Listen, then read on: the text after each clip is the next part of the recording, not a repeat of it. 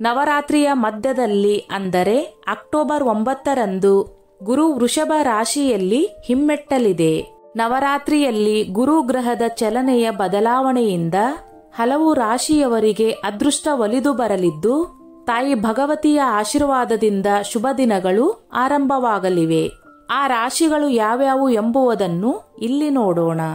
ದೇವತೆಗಳ ಗುರುವಾದ ಗುರುವು ನವರಾತ್ರಿಯಲ್ಲಿ ಹಿಮ್ಮುಖವಾಗಿ ಚಲಿಸಲಿದ್ದಾನೆ.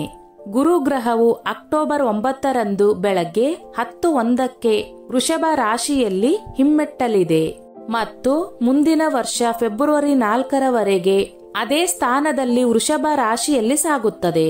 ಗುರುಗ್ರಹದ ಹಿಮ್ಮುಖ ಚಲನೆಯಿಂದ ಕೆಲವು ರಾಶಿಯವರು ಬಂಪರ್ ಪ್ರಯೋಜನಗಳನ್ನು ಪಡೆಯುತ್ತವೆ.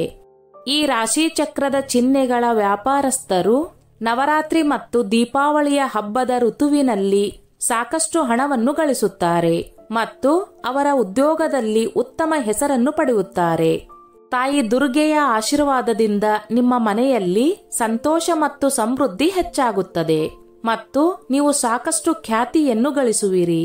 ಗುರುಗ್ರಹದ ಹಿಮ್ಮುಖ ಚಲನೆಯಿಂದಾಗಿ ಯಾವ ರಾಶಿಗಳು ತಮ್ಮ ಜೀವನದಲ್ಲಿ ಸಂತೋಷ ಅನುಭವಿಸಲಿವೆ ಎಂಬುದು ಇಲ್ಲಿ ನೋಡೋಣ. ಕರ್ಕಾಟಕ ರಾಶಿ. ಕರ್ಕ ರಾಶಿಯವರಿಗೆ ಗುರುವಿನ ಹಿನ್ನಡೆಯು ಪ್ರತಿಷ್ಠೆಯನ್ನು ಹೆಚ್ಚಿಸುತ್ತದೆ.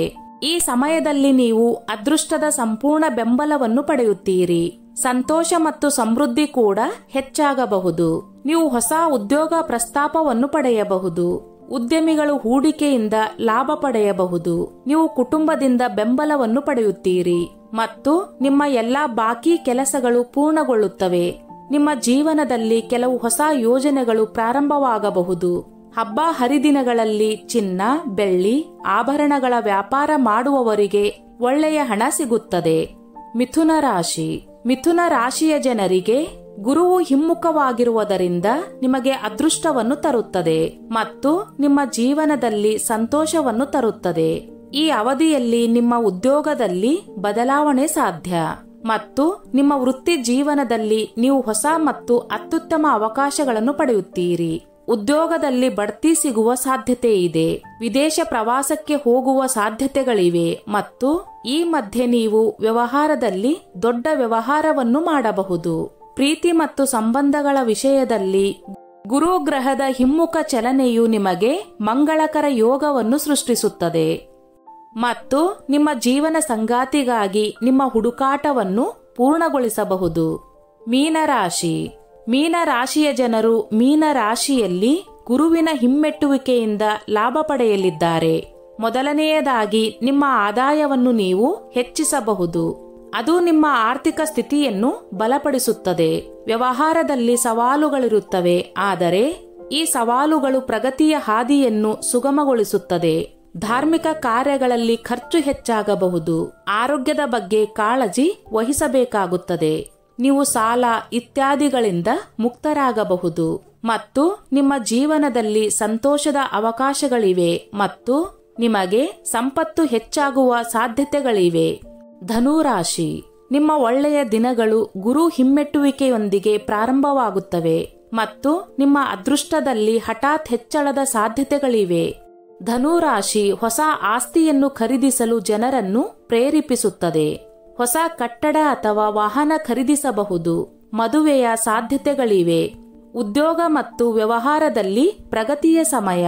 ಜೀವನವು ಸಂತೋಷದಿಂದ ಕೂಡಿರುತ್ತದೆ ಮತ್ತು ನಿಮ್ಮ ಜೀವನ ಸಂಗಾತಿಯೊಂದಿಗೆ ನೀವು ಅದ್ಭುತ ಸಮಯವನ್ನು ಕಳೆಯುತ್ತೀರಿ. ನಿಮ್ಮ ಜೀವನದಲ್ಲಿ ಸಂತೋಷದ ಪ್ರವಾಹ ಇರುತ್ತದೆ. ವೃಷಭ ರಾಶಿ.